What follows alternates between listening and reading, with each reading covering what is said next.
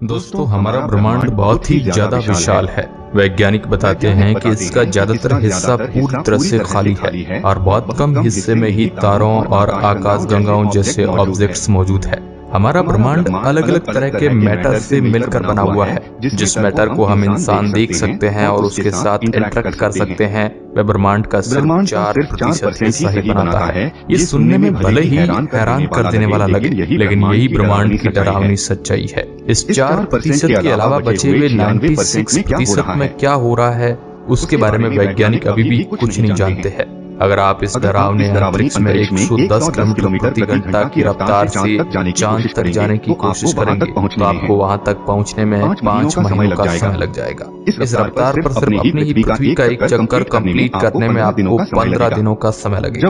जब हम एक मोटरसाइकिल में 100 किलोमीटर की रफ्तार से ऊपर जाते हैं तो वह देखना और फील करने में भले ही बहुत ज्यादा लगे, लेकिन ब्रह्मांड के सामने ये रफ्तार कुछ भी नहीं है। आज के इस बहुत ही इंटरेस्टिंग वीडियो में हम आपको ब्रह्मांड के विशाल साइज का अंदाजा लगाने वाले हैं। आप आज हैरान रहने वाले हैं। तो चलिए एक लंबी जर्नी पर चलते हैं। मैं हूं आपका दोस्त सुरेश सांचोरी और आप देख रहे हैं रहस्य टेलीविजन यूट्यूब चैनल। अगर आप 100 किलोमीटर प्रति घंटा की रफ्तार से मंगल ग्रह तक जाने की कोशिश करेंगे तो आपको करीब 63 सालों का समय लग जाएगा। वहीं अगर आप इस रफ्तार पर हमारे सौरमंडल के आखिरी ग्रह यानी नेपच्यून तक जाने की कोशिश करेंगे तो ऐसा करने में आपको 4400 सालों का समय लग जाएगा। हमारा सौरमंडल खुद ही बहुत ज्यादा विशाल है और 1977 में इसे ही एक्सप्लोर करने के लिए वॉयेजर 1 को लॉन्च किया गया था। 60,000 किलोमीटर प्रति घंटा की रफ्तार से चलने वाला ये तेज स्पेसक्राफ्ट आज हमारे सौरमंडल से बाहर निकल चुका है। 2012 में ये इंसानों द्वारा बनाया गया पहला ऐसा स्पेसक्राफ्ट बना जिसने सोलर सिस्टम को छोड़कर इंटरस्टेलर स्पेस में एंट्री की।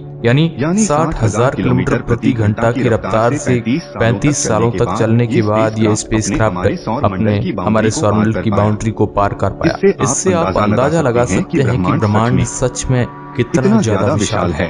अगर आप प्रकाश की रफ्तार से भी इस ब्रह्मांड को एक्सप्लोर करने की कोशिश करेंगे तो भी आपको बहुत लंबा समय लग जाएगा। अगर आपको नहीं पता है तो बता दूं कि प्रकाश हमारे ब्रह्मांड में चलने वाली सबसे तेज चीज है जो मात्र 1 सेकंड में 3 लाख किलोमीटर की दूरी को कवर कर लेता है। ये सुनने में भले ही बहुत ज्यादा लगे, लेकिन ये जानकर अचंभा होगा कि मिल्की वे गैलेक्सी के एक छोर से दूसरे छोर तक जाने में प्रकाश को भी करीब 1 लाख सालों का समय लग जाता है। मिल्की वे गैलेक्सी बहुत ही ज्यादा विशाल है और ये लोकल ग्रुप में मौजूद 3 सबसे बड़ी गैलेक्सीज में से एक है।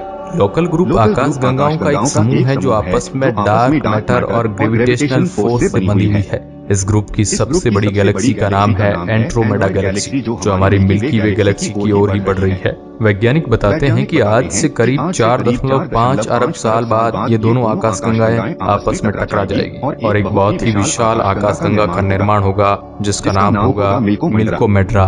हमारी मिल्की वे गैलेक्सी में करीब 300 अरब तारे मौजूद हैं और इनमें से कई सारे तारे तो बिल्कुल हमारे सूरज के जैसे ही हैं। कुछ तारों के पास अपना खुद का एक सौरमंडल भी है जिसमें पृथ्वी जैसे ग्रह भी मौजूद है। हमारी पृथ्वी से सबसे नजदीक मौजूद सौरमंडल करीब 4.2 प्रकाश वर्ष की दूरी पर मौजूद है। जिस तरह से हमारे सौरमंडल में एक तारा है, वैसे ही इस सौरमंडल में एक नहीं बल्कि 2 नहीं 3 तारे हैं। इस सौरमंडल को वैज्ञानिक द अल्फा सेंटोरी इस सिस्टम के नाम से बुलाते हैं। प्रकाश की रफ्तार से भी ट्रेवल करने के बाद आपको यहाँ तक पहुँचने में 4 सालों का समय लग जाएगा। वहीं अगर आप वॉयेजर 1 के जरिए 60,000 किलोमीटर प्रति घंटा की रफ्तार से इस सौरमंडल तक जाने की कोशिश करते हैं तो वहां तक पहुंचते आपको 77,000 सालों का समय बीत चुका होगा। एक कंपैरिजन के लिए आपको बता दूं कि हम इंसानों ने खेती करना और परमानेंट घर बनाना मात्र 10 से 12,000 साल पहले ही शुरू किया है। अगर कोई स्पेसक्राफ्ट इस सौरमंडल को एक्सप्लोर करने के लिए निकलता है तो वहां तक पहुंचते हमारी पृथ्वी और इंसानों की पूरी दशा ही बदल चुकी होगी। अगर हम हमारे सौरमंडल को एक सिक्के के समान माने तो मिल्की वे गैलेक्सी करीब अमेरिका के साइज की होगी। इसमें सूरज जैसे ही कई सारे सिक्के मौजूद हैं, जिनमें से कुछ की शुरुआत हो रही है और कुछ का अंत। तारों की शुरुआत गैस और धूल के बादलों से होती है जिन्हें नेबुला कहा जाता है। हैरानी वाली बात यह है कि एक तारा अपने अंत से पहले एक ऐसी ही बादल की फॉर्मेशन करता है और ये साइकिल ऐसे ही चलती रहती है। ब्रह्मांड के सबसे विशाल तारे ब्लैक होल्स नाम के ऑब्जेक्ट में कन्वर्ट हो जाते हैं। ये विशाल पिंड होते हैं जिनके अंदर कुछ भी नहीं मौजूद होता है, यहाँ तक कि समय और स्पेस भी नहीं। जैसे जैसे आप एक ब्लैक होल के नजदीक जाते हैं वैसे वैसे समय आपके लिए धीमे होने लगते हैं। ब्लैक होल के अंदर घुसते ही समय आपके लिए पूरी तरह से रुक जाता है और उसका कोई अस्तित्व ही नहीं बचता। ये सुनने में भले ही किसी हॉलीवुड मूवी की स्क्रिप्ट की तरह लगे, लेकिन ये ब्रह्मांड की सच्चाई है जिसे कई सारे एक्सपेरिमेंट्स द्वारा प्रूव भी किया जा चुका है। वैज्ञानिक बताते हैं कि हमारे ब्रह्मांड के शुरुआती समय में क्वेजार स्टार नाम के तारे मौजूद हुआ करते थे। इनका साइज आज के तारों के मुकाबले कई गुना ज्यादा होता था। हमारे ब्रह्मांड में ढूंढा गया आज तक का सबसे विशाल तारा स्टेशन 218 है। इसकी रेडियस हमारे सूर्य की रेडियस से 2150 गुना ज्यादा है। अगर हम इसे अपने सूर्य से रिप्लेस कर देते हैं तो ये शनि ग्रह के ऑर्बिट तक को निगल लेगा। वैज्ञानिक बताते हैं कि एक एवरेज क्वेसी स्टार का साइज हमारे सूर्य की रेडियस से 8 लाख गुना ज्यादा हुआ करता होगा। इतना विशाल होने की वजह से ये तारे बहुत सारी एनर्जी को बहुत कम समय में ही अंतरिक्ष में रिलीज कर देते हैं।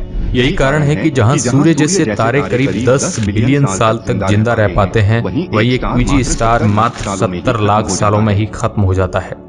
वैज्ञानिकों को अभी तक ऐसा कोई भी तारा अंतरिक्ष में नहीं मिला है, लेकिन इनके अवशेष हमें ब्लैक होल्स के रूप में हर जगह दिखाई देते हैं। ब्रह्मांड का सबसे विशाल ब्लैक होल फोनिक्स ए है और इसका द्रव्यमान 100 अरब सूर्यों के बराबर है। 600 अरब किलोमीटर डायमीटर वाला यह ब्लैक होल सूरज और प्लूटो के बीच की दूरी से 100 गुना ज्यादा चौड़ा है। अगर आप प्रकाश की रफ्तार से भी इसका एक चक्कर लगाने की कोशिश करते हैं तो ऐसा करने में आपको 71 दिनों और 14 घंटों का समय लग जाएगा। ये ब्लैक होल भी ब्रह्मांड में मौजूद सबसे विशाल गैलेक्सी के सामने कुछ नहीं है। IC 1101 नाम की ये गैलेक्सी हमारी पृथ्वी से करीब 1 अरब प्रकाश वर्ष की दूरी पर मौजूद है। दोस्तों, जानकर हैरानी होगी कि इसमें 100 ट्रिलियन से भी ज्यादा तारे मौजूद हैं। जैसा कि मैंने आपको वीडियो की शुरुआत में बताया था कि मिल्की वे गैलेक्सी के एक छोर से दूसरे छोर तक जाने में आपको करीब 1 लाख सालों का समय लगेगा।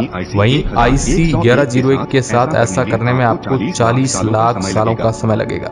ये गैलेक्सी बहुत ही विशाल जरूर है, लेकिन वैज्ञानिक बताते हैं कि इसमें ज्यादातर तारे बूढ़े हो चुके हैं। इनमें से कुछ अपने अंत तक पहुंच चुके हैं और बाकी बहुत जल्द ही पहुंचने वाले हैं। लेकिन ये आकाशगंगा भी ब्रह्मांड के सबसे बड़े स्ट्रक्चर के सामने कुछ नहीं है। ब्रह्मांड में मौजूद सिंगल सबसे बड़ा ऑब्जेक्ट असल में एक दीवार है। ये दीवार ईंट और सीमेंट की नहीं बल्कि आकाशगंगाओं की सुपर क्लस्टर की बनी हुई है। हरकुलस कोरोना बोरेल्स ग्रेट वॉल नाम की ये दीवार एक गैलेक्सी फिलामेंट है जिसका साइज सुनने के बाद आपके पैरों के नीचे से जमीन खिसक सकती है। हमारा ऑब्जर्वेबल यूनिवर्स 93 अरब प्रकाश वर्ष जितना चौड़ा है। वही ये गैलेक्सी फिलामेंट अकेला ही 10 अरब प्रकाश वर्ष की लंबाई में फैला हुआ है। आकाशगंगाएं आपस में गुरुत्वाकर्षण की वजह से बंधकर गैलेक्सी ग्रुप्स की फॉर्मेशन करती है। जब ये गैलेक्सी ग्रुप आपस में जुड़ते हैं तो उनसे गैलेक्सी क्लस्टर की फॉर्मेशन होती है। आगे बढ़ते हुए ये गैलेक्सी क्लस्टर आपस में जुड़ने के बाद गैलेक्सी सुपर क्लस्टर की फॉर्मेशन करते हैं। जब यही सुपर क्लस्टर और भी आकाशगंगाओं को अपने साथ जोड़ देते हैं तो ये गैलेक्सी वॉल की फॉर्मेशन करते हैं। जब यही वॉल बहुत ज्यादा विशाल हो जाती है तो उससे भी फॉर्मेशन होती है एक Galaxy filament. Hercules corona borewell great wall एक ऐसा ही गैलेक्सी फिलामेंट है जिससे वैज्ञानिकों ने नवंबर 2013 में खोजा था। हमसे 15 करोड़ प्रकाश वर्ष की दूरी पर मौजूद ये गैलेक्सी फिलामेंट आइंस्टीन की भी थ्योरी को चुनौती देता है। सिर्फ इतना ही नहीं, ये भौतिकी के कई सारे बेसिक नियमों को तोड़ता है जो वैज्ञानिकों को फिजिक्स पर बार बार क्वेश्चन करने पर मजबूर कर देता है। इसकी वजह से ब्रह्मांड की उम्र पर भी सवाल उठते हैं।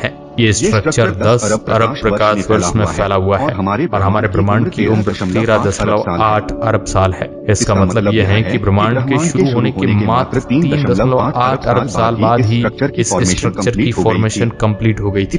इतने बड़े स्ट्रक्चर इतने कम समय में बनना एक इम्पॉसिबल बात लगती है और वैज्ञानिक अभी भी इस दुविधा को सुलझाने के लिए लगातार कोशिश कर रहे हैं। इस वीडियो को देखने के बाद आपको इस बात का तो अंदाजा हो गया होगा कि हमारा ब्रह्मांड कितना बड़ा है, कितना विशाल है। अगर हम इंसानों द्वारा बनाए गए यानों की रफ्तार से इसको एक्सप्लोर करने की कोशिश करेंगे तो शायद ही हम अपनी आकाशगंगा से भी बाहर जा पाएंगे। ब्रह्मांड लगातार फैल रहा है और इसका ज्यादातर हिस्सा हम इंसानों की पहुंच से हमेशा हमेशा के लिए दूर जा चुका है। वैसे अगर आपको ब्रह्मांड में मौजूद किसी एक ऑब्जेक्ट पर जाने का मौका दिया जाता तो आप किस ऑब्जेक्ट पर जाना पसंद करें? हमें नीचे कमेंट के माध्यम से जरूर बताइए। आज के इस वीडियो में बस इतना ही। वीडियो के एंड तक बने रहने के लिए आपका बहुत बहुत धन्यवाद।